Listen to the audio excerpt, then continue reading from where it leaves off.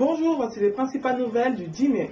En Libye, des avions ont mené une série de violentes frappes aériennes sur Tripoli dans la nuit de lundi à mardi, quelques heures après que des témoins eurent fait état de deux précédentes explosions près de l'hôtel des médias d'État libyen. En Côte d'Ivoire, le ministère de la Défense a affirmé hier que quelques 120 civils ont été tués le 5 et 6 mai lors d'attaques menées le long du littoral par des miliciens fidèles à Laurent Gbagbo et des mercenaires libériens fuyant Abidjan. De plus, l'ambassadeur des États-Unis en Côte d'Ivoire, Philippe Carter III, a indiqué hier que son pays s'apprête à envoyer une forte délégation à la cérémonie d'investiture d'Alassane Ouattara. En Égypte, la justice a décidé de prolonger de 15 jours la détention préventive de Gamal et Alaa Moubarak, les fils du président déchu Hosni Moubarak, dans le cadre d'une enquête pour corruption.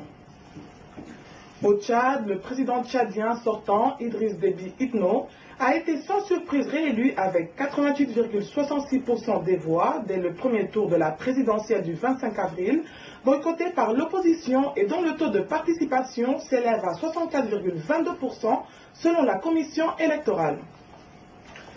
Au Gabon, le président Ali Bongo Ondimba va saisir la Cour constitutionnelle pour demander un report des élections législatives de 2011 à 2012 afin de pouvoir y introduire la biométrie sur les cartes électorales. Au Burkina, les négociations tripartites entre gouvernements, commerçants et consommateurs ont abouti à la baisse des prix du riz importé, du riz local, du sucre en poudre et de l'huile alimentaire.